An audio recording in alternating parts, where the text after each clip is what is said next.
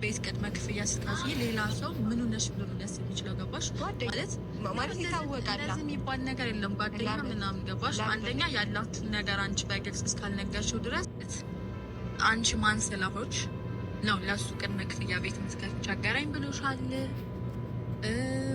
ቤት የለንም ብሎሻል። ማለት በምን አይነት መንገድ አስበሽ ነው አንቺ ለምደው ለሱ ቅድመ ክፍያ ቤት የምትከፍይ? ማነሻ ነው የበላና የተማረ ወርቅ ወርቅ የሚባላል። በመጀመሪያ ይችን ምግብ እየበላችሁ እየጠጣችሁ ማለት ነው። ከዛ በኋላ እንነጋገራለን። መጀመሪያ ብሉልኝ ጠጡልኝ ይላል ያገሬ ሰው።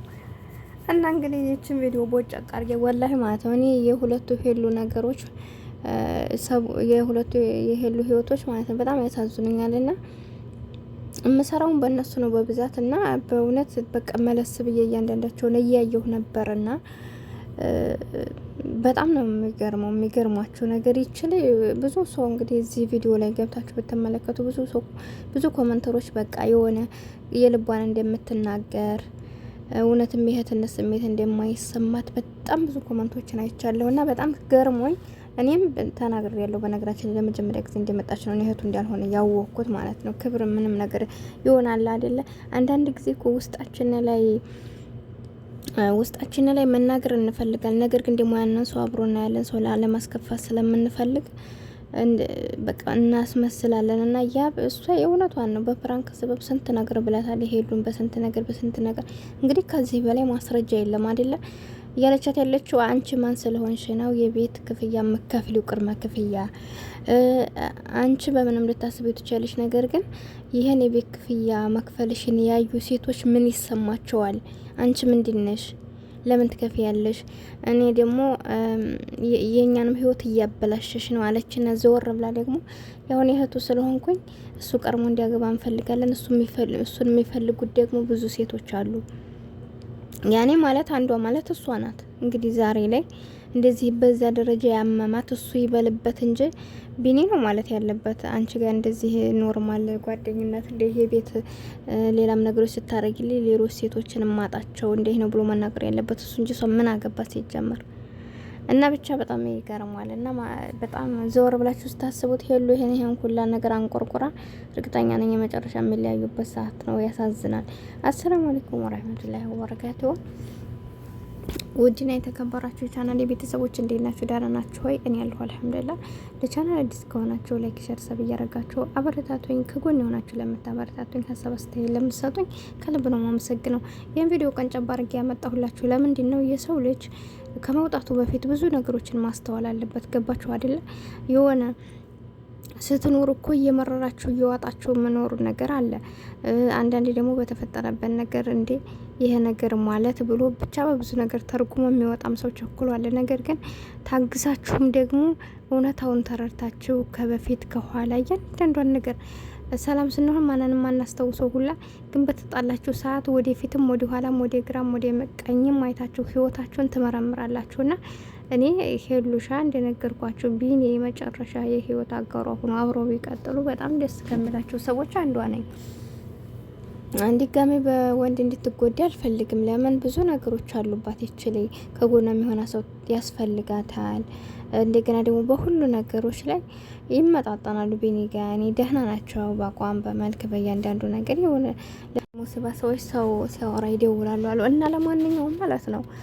ስለዚህ ቢሆኑ ደስ ይለን ነበረ። ነገር ግን ደግሞ ገና በሁሉም ነገር እሷ ስለወደደችው ብቻ አቋም ስለተመቻት መልክ ስላለው አንዳንድ ነገሮች ከእሷ ጋር እኩል ስለሆኑ በርሜ ስለሚመጣጣኑ በአንዳንድ ነገር ብለን የሆነ የማይሆን ነገሮች በጀርባችን ድብብቆች በነገራችን ላይ ከባድ ነው እና እንደነገርኳችሁ እነዚህ ሰዎች ያሰቡት ምንድነው? አላሁ አለም ምን አላማቸው ምን እንደሆነ አላህ ብቻ ነው የሚያውቀው። ነገር ግን ሄሉ መጎዳት ስለሌለባት እኔ አሁን ስለ ሄሉ እሷ ናት የምታውቀው ህይወቷን። ግን እኔ ደግሞ እንደ ሰውኛ ከመፍረዴም በፊት እስኪ እንደው ቸክል አድርግ ብዬ ይሄ ቪዲዮ የዛሬ አይደለም የቆየ ቪዲዮ ነው። እንግዲህ አንድ ከተረዳሁት እንደ አጋጣሚ ያገኘሁትና ግርም አለኝና አክቷ የምታሳየው ሁላ ከመጀመሪያው ጀምራ ራሱ እንደ እህት አይደለም። ገባችሁ አይደለም? እንደ እህት ሳይሆን እያሰበች ያለችው እንደምትፈልገው ነገር አብረው ሊያሳድጓት ይችላሉ። እውነት ነው ግን የሆነች እህቴም ስላለችኝ ነው አብሬያት ያደኳትን እህቴን እንዴት ባድ ያልላት እችላለሁና ያጋጥማል አትፍረጅ ብለኛለች። ግን ወንድና ሴት በፍጹም አንድ አይደለም። ገባሽ? እህትሽ እሷ አብረሽ አደገኝ ናት። አዎ መወለድ ቋንቋ ነው ብለሽ እህትሽ እስካላስከፋች ድረስ አብረሻት ትሆኛለሽ። ላንቺ መጥፎ እስካላደረገች ድረስ መጥፎ ፍታረግም ያው አንቺ እንደ እህት ካሰብሻት ከጥፋቷ እንድትመለስ ታደርጊያለሽ። ነገር ግን ሴቶች በተለይ እኔ በብዙ ሰው ቤት እዩማ እንደዚህ እነሱ ከቤታቸው እናት አባታቸው ያልወለዱ ልጅ ከሆነ ይፈልጉታል ሴቶቹ። በጣም ከባድ ነኛ ሴቶች ማለት ነው። እና በተለይ ደግሞ ያነሱ አብራችሁ ስታርጉ ለህይወታችሁ ትፈልጋላችሁ። ተንከባከባችሁ አብራችሁ ነው የምታርጉ። ጸባዩን ሁሉ ነገሩን ቢኒ ደግሞ እንዲሁ ስታዩት የሚወደድ ልጅ ነው። ስለዚህ ይቺ ልጅ በምንም የማትፈልግበት ምክንያት አይኖርም። የማትፈልገው ሰው ብትሆን ወላሂ በዚህ መልኩ ስሜት አይሆን አትናገርም። እስኪ ንግግሯን መለስ ብላችሁ እዩት። እስኪ ቪዲዮውን እየከፈታችሁ እያንዳንዱ ፕራንክ ብላ ሄሉ የምታናድበት ነገር ፊቷ ራሱ ኮሶ መስሎ ነው። በቃ የሆነ በጣም ያስፈራል። ስሜታዊ የሆናችሁ እኮ የልባችሁ ነው። ከልባችሁ ውስጥ ያለውን ነገር ስትናገሩ እኮ ፊታችንና ለእኛ ነው እንጂ የሚያስታውቀን ለሰው እኮ ያስታውቃል። ገባችሁ? አይ ወዲ አባውን በቆዳ ያወጣዋል ነው የሚባለው። እና እሷ ደግሞ ፕራንክን እያስመሰለ እየተጠቀመኝ እስቲ እንደው ያ ፕራንክ ባደረገችው ነገር ሄሉ ያልታመመችበት ነገር አላት።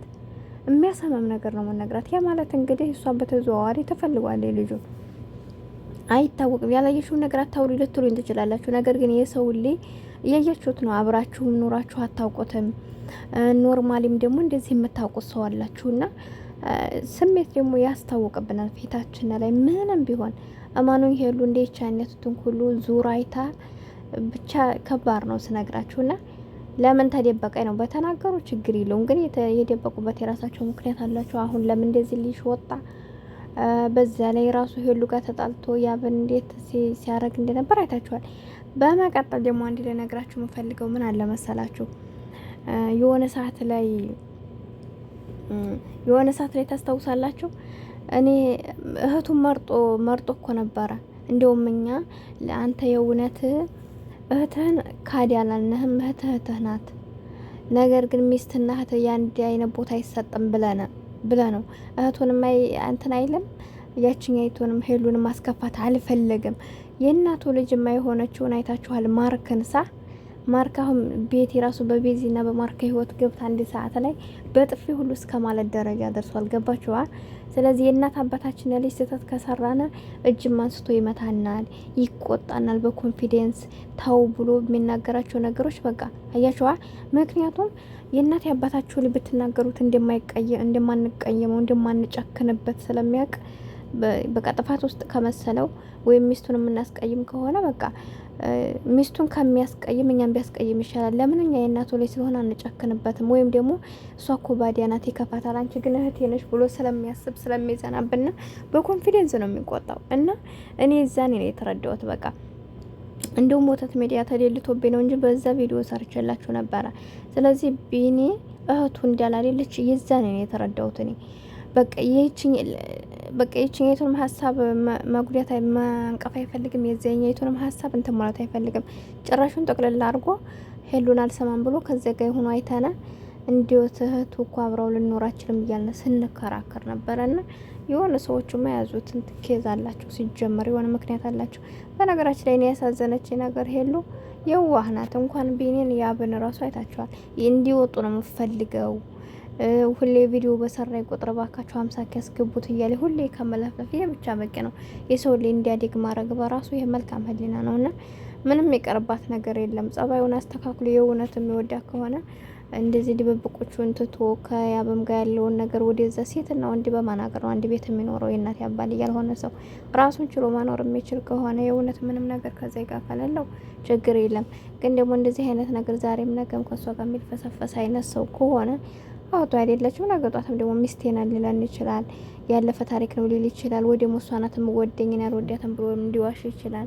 እና ብዙ ነገር አለው። ስለዚህ በህይወታችሁ ሩጣችሁ ከመወሰናችሁ በፊት ካሳለፋችሁትም ሆነ ወደፊት ከሚመጣው አሁንም ካላችሁበት ነገር በደንብ ቸክ አድርጉ። በቃ ወስናችሁ ከመውጣታችሁ በፊት ቸክ አድርጉ። ከዛ ትረዱታላችሁ እውነቱን ማለት ነው። እኔ እንግዲህ እኔ ህይወቱ ነው አይደለም። ነገር ግን ሄሉ አንዴም ሁለቴ ህይወትን አቋርጣ ወጥታ እንዲሁም ደግሞ የሆነ ኮመንት አይቼ ነበር። ሄሉ እንደዚህ እያለ ሰዎችን የምታባረክ ከሆነ ብቻዋን ትቀራለች ያለ ኮመንት ስላየሁኝ እውነትም እኮ መቸኮል የለባትም ማየት አለባት እያልኩኝ እኔ በራሴ ሳይ ግን ብዙዎቹ የሚያሳምሙ ናቸው። እነሱ ጋር የሰራቻቸው ነገሮች በተለይ ያ በምትናገረው በጣም የሚያቆስለው እህት የሆነ ሰው አሁን ለምን ብሎ ወንድም ቤት ገዛሽለት ሲህልና ያለው ሰው ሌላ የሚፈልገው ሰው አለ ብሎ ይላል። በጣም ያስፈራል።